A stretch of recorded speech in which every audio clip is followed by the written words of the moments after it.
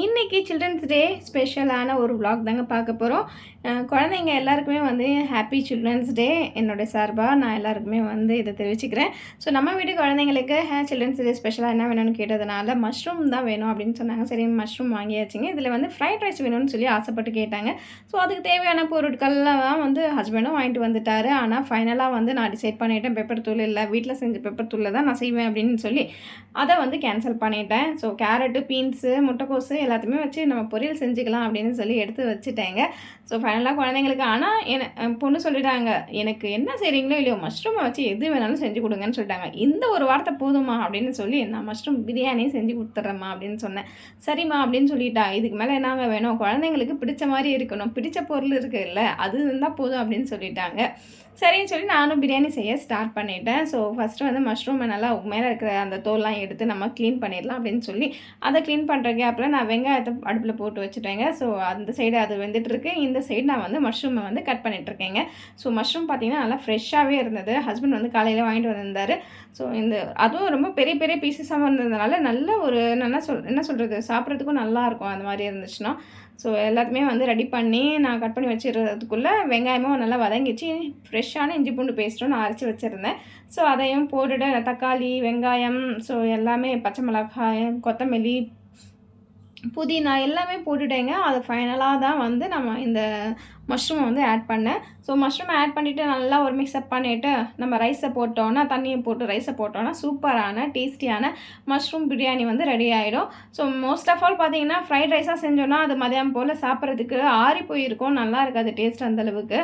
இது வந்து கொஞ்சம் ஓரளவுக்கு நல்லாயிருக்கும், மசாலாவோடு சேர்ந்து சாப்பிட்றதுக்கு குழந்தைங்களுக்கு விருப்பமாகவும் இருக்கும். ரொம்பவே நல்லா இருந்தது அப்படின்னு சொன்னாங்க. பார்க்குறதுக்கே எவ்வளோ அழகாக உப்ரியாக இருந்தது. ஸோ நம்ம சொல்லணும்னு அவசியமே கிடையாதுங்க, குழந்தைங்க எனக்கு சொல்லிட்டாங்க, அது எனக்கு போதும் சந்தோஷத்தை கொடுத்துச்சு. ஸோ ஈவினிங் போல் ஸ்நாக்ஸுக்காக காலையிலே வந்து நான் பச்சை பயிறு வந்து ஊற வச்சுருந்தேங்க. ஸோ பச்சை பயிரை வச்சு நம்ம கிரேவி நைட்டு செய்யலாம் அப்படின்னு யோசித்து வச்சுருந்தேன். ஸோ என்ன செஞ்சேன் அப்படின்றத இன்னொரு வீடியோவில் சொல்கிறேன். ஸோ இந்த பச்சை பயிரை வச்சு ஃபஸ்ட் நம்ம வேக வச்சிடலாம். வேக வச்சு நம்ம குழந்தைங்களுக்கு பாதி கொடுத்துடலாம் ஸ்நாக்ஸ் அப்படின்னு சொல்லி தண்ணியை போட்டு கொஞ்சம் போல் உப்பையும் போட்டு நான் வேக வச்சு ஸ்நாக்ஸாக வந்து ஈவினிங் போல் குழந்தைங்களுக்கு கொடுத்துட்டேன். ஸோ நார்மலாக வந்து குழந்தைங்களுக்கு ஹெல்த்தியாகவே கொடுங்க. வெளியில் இருக்கிறது எப்போயாவது வாங்கினாலும் நம்ம வீட்டில் இருக்கிறது அப்பப்போ செஞ்சு கொடுக்குறது ரொம்பவே நல்லது. அதுவும் பச்சை பயிரெலாம் பார்த்தீங்கன்னா குழந்தைங்களுக்கு கொடுக்குறது ரொம்ப ரொம்ப நல்லதுங்க. அப்பப்போ வந்து செஞ்சு கொடுங்க. நானும் அது மாதிரி தான் வாங்கி வச்சுட்டேன், ஆனால் செய்யாமல் அப்படியே இருந்தது. ஸோ டக்குன்னு எனக்கு ஞாபகம் வந்ததுனால இதை செஞ்சுட்டேன். குழந்தைங்களும் ஆசைப்பட்டு சாப்பிட்டுடுவாங்க. அது அப்படியே கொடுத்தோன்னா சாப்பிட்டுடுவாங்க. இதில் மாங்காய், வெங்காயம் இதெல்லாம் போட்டு மசாலாவை செஞ்சு கொடுத்தாலும் நல்லாவே இருக்கும்.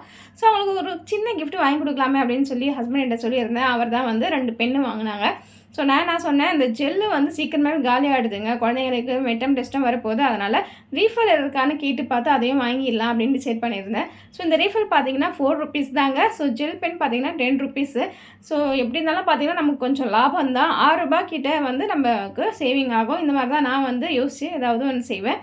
ஸோ இந்த டிப்ஸ் உங்களுக்கு பிடிச்சிருந்தா நீங்களும் ஃபாலோ பண்ணுங்கள். நெக்ஸ்ட் வந்து பார்த்தீங்கன்னா எனக்கும் ஏதாவது ஒரு கிஃப்ட் வாங்கி கொடுங்க அப்படின்னு சொல்லி கேட்டதுனால, உனக்கு என்னம்மா வேணும் அப்படின்னு சொல்லி கேட்டார்.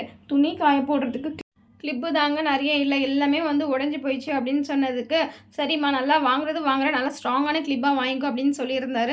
அதனால் வந்து இது கொஞ்சம் காஸ்ட் அதிகம் தான். அதாவது நான் 30 ரூபாவில் வாங்குவேன், இது வந்து கொஞ்சம் 50 ரூபா ஆயிடுச்சுங்க.